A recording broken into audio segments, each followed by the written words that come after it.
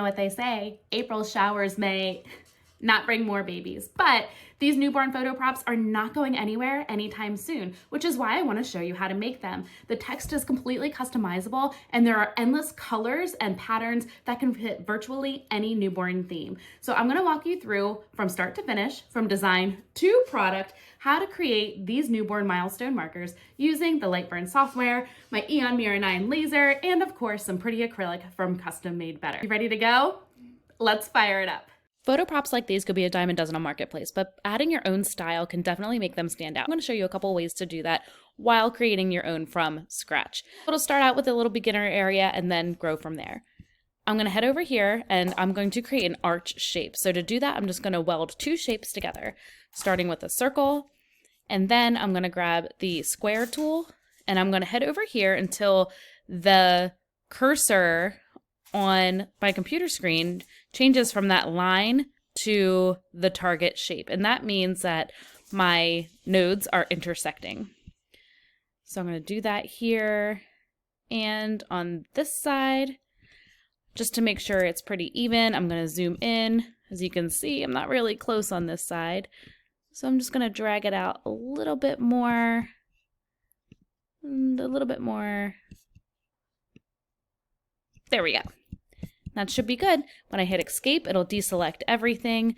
I am going to highlight all or Command A, and then over here on my left panel, I can weld all of the shapes together to make that arch shape. Now, it just has the dimensions of the circle and the rectangle that I created, and I'm going to change that to be relatively, maybe 5 by 7. Ooh, sorry here. 5 inches by 7 inches in height, so that we can then put all of our information on there.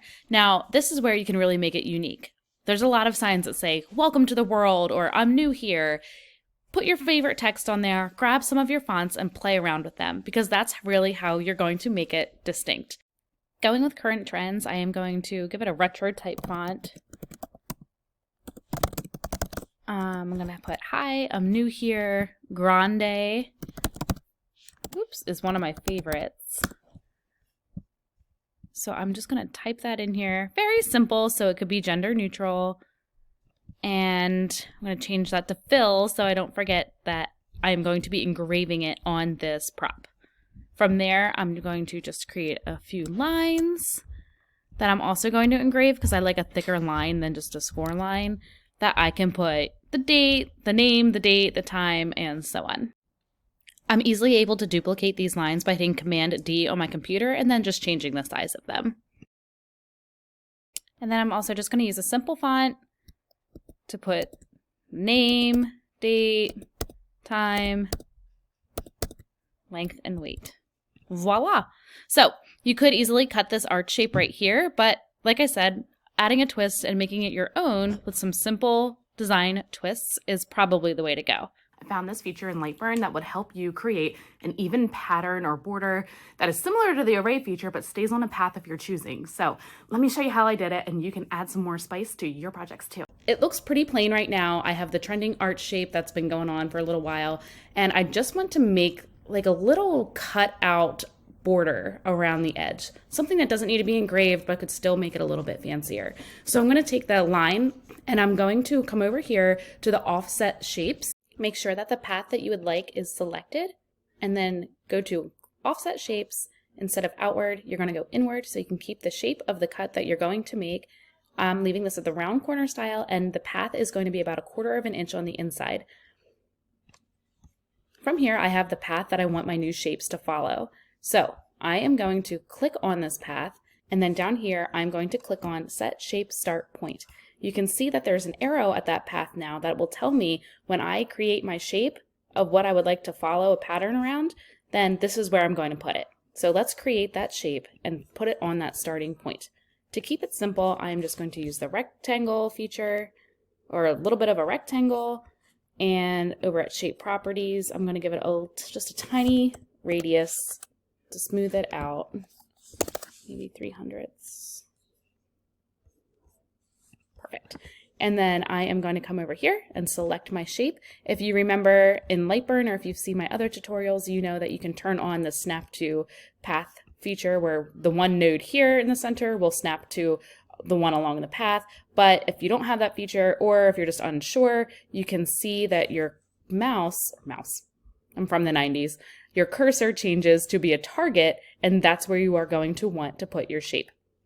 If you have an arched path like mine, you'll also want to take a minute to adjust and make sure that the path is going relatively halfway through the shape itself, so it stays even when you copy it along that path. Perfect. I have my shape. I have the path.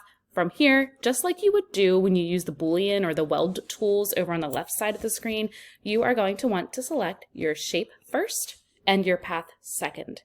Shape first, that you would want to follow along the path, and make sure that you select the frame feature, the zoom to frame selection, so you can see the whole picture while you're playing with the settings on here.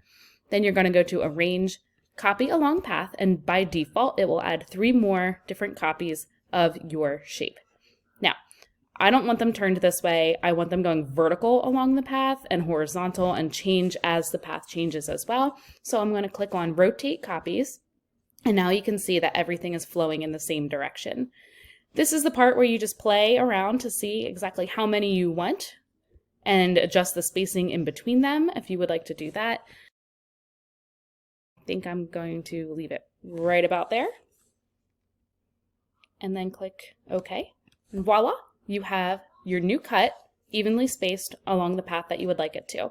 Now, when you click on the path itself, it is separate from the shapes, which is amazing because you can either choose to delete it, or once you remove it and see that you would like to make changes, that would be really easy to do if you left it there. So I'm actually just going to make this a separate layer in itself in Lightburn, and I'm going to come over here to the layers panel and turn it off so you can't see it. And in retrospect, I probably would make these rectangles going around the border just a little bit bigger, but I think it still keeps the sign itself nice and delicate and just gives it some more character as well without adding engraving time and just doing some extra cuts. Now that your file is set up, all you need to do is choose one of your favorite acrylics in order to cut it on. I chose this matte rust from Custom Made Better Acrylics. I kind of like the boho color look, and it's a very neutral color. I can also leave the masking that it comes with on so that I can paint fill the letters that my laser machine engraves. So I'm gonna pop this in the laser and then we'll be back with the results. Typically on my Eon Mira 9 100-watt laser, I can cut 1/8 inch acrylic at a speed of 18 with a maximum power of 43, minimum of 40. I can then engrave around 350 to 400 at speed and do about 35 to 40 for a high speed of engraving, just so it's shallow enough that I can paint fill if necessary. Once the piece was complete, I let the masking on in order to paint fill a white color just so that the engraving part really popped. I let it completely dry before peeling off the masking, and I think they turned out great. Thank you so much for joining me. And if you think this benefited you at all, the greatest thanks could be in the form of a like, subscribe, or a follow. I do hope to roll out more videos and tutorials in the future, and I'm always open to new ideas. So again, I'm Jess. Thanks for watching. I loved being able to make something together.